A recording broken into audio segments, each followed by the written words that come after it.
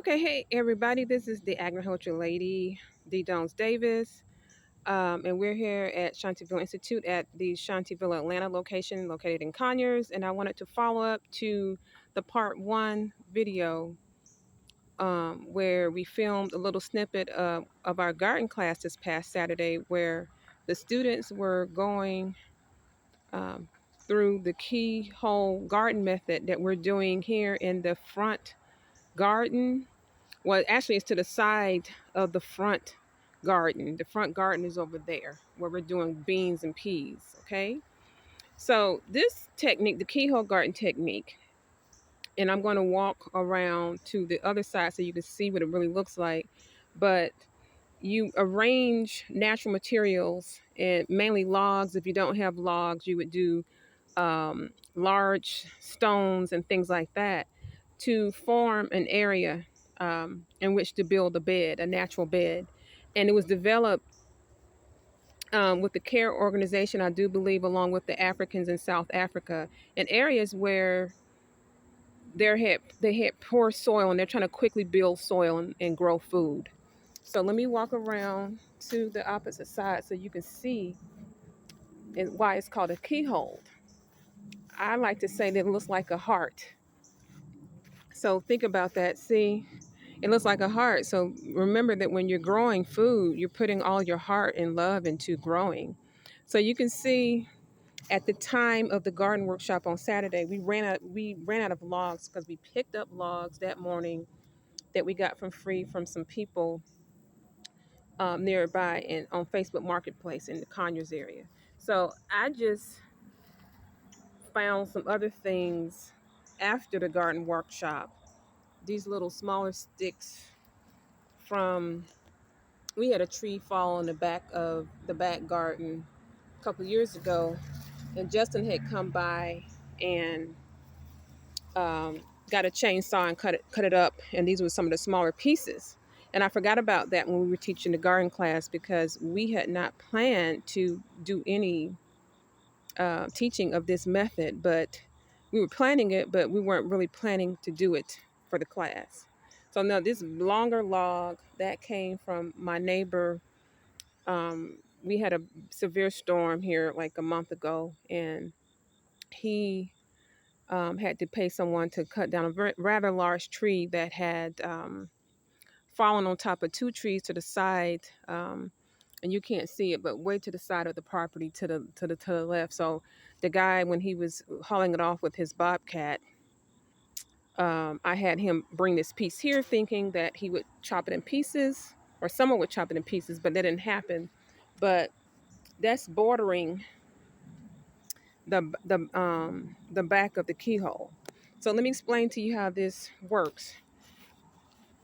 Now let me just say this, that all this here was a 6 foot tall pile of wood chip piles. So this is not a traditional keyhole because obviously we don't have poor soil here. So this has been breaking down for about 5.5 to 6 years. So this is not really trying to build up any poor soil here. But because of that, um, this is the foundation of the keyhole. And it's a lot of activity, broken down fungus and mycelium in this area. So what we had them do in the class, if you've seen part one, we soaked cover crop, which is consisted of radish, seeds, hairy veg, barley, and some other things. It's like a winter cover crop.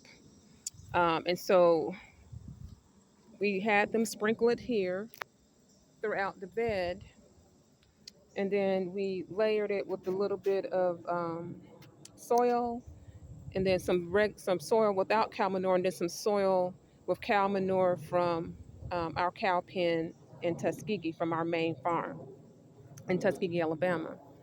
And then we raked it a little bit, um, and already, I don't know if you can see, but they've already started sprouting through this with this technique of soaking seeds in water mixed with Agnihotra ash.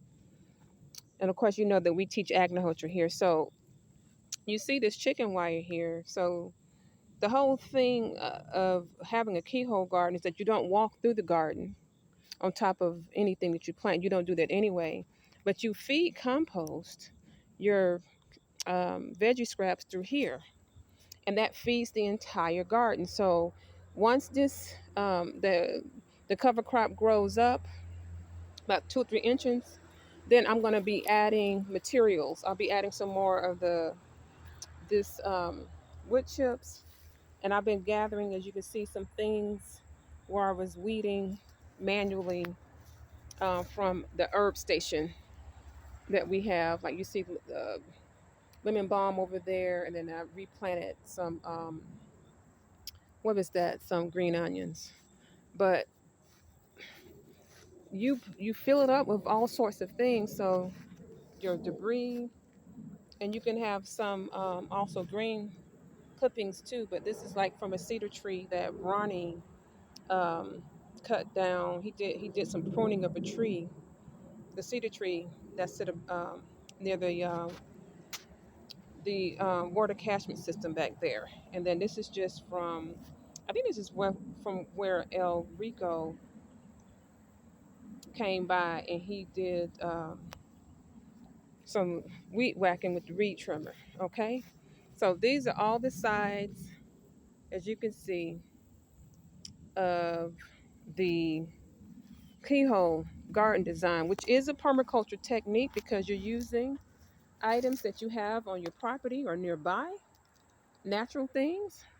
You don't have to spend any money.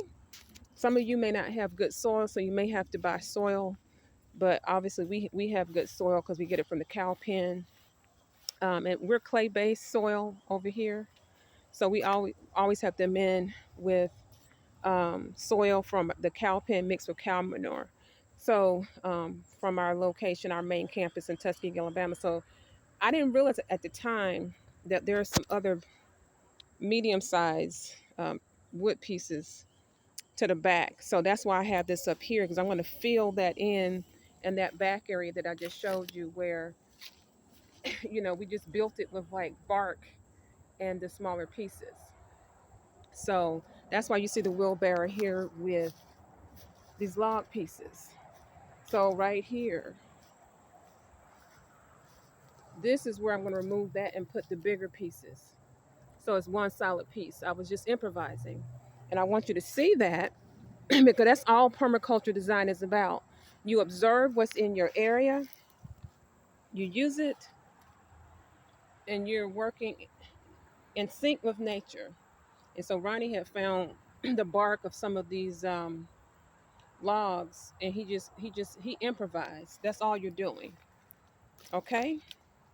Permaculture design is based on that. So we will be doing Homa gardening with Agnihotra ash as always in this keyhole design.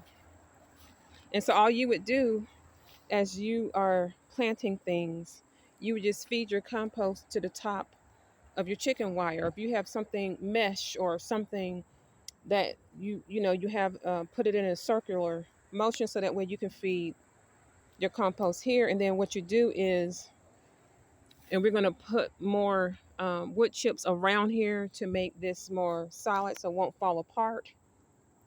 If you want, you can probably put some smaller stones at the base, or if you want, like we said in class, you can get some jute twine and or to have the ends come together. But that's what I'm going to do.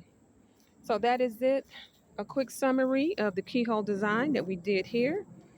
We taught here at the garden class. And as always, if you're interested in, I think we may add one more class before it gets cold, because everybody was not able to attend. And people were interested in coming to this class. We taught keyhole design, seed starting for the fall season. We also um, taught how to do a very mini greenhouse. But this is all that I wanted to say for this video. And as always, you can reach us at shantivillainstitute.com. That's SHANTI. The number is 404-487-8156. Or you can or you can email at shantivillainstitute@gmail.com. And as always, as I show you the heart design of the keyhole garden, I think it's a heart. Make sure that you always garden with all the love coming from your heart, your love for the plants and your love for the planet. And make sure you do agriculture to help take care of the pollution on the planet and to have healthy plants. Until the next time, I will see you later.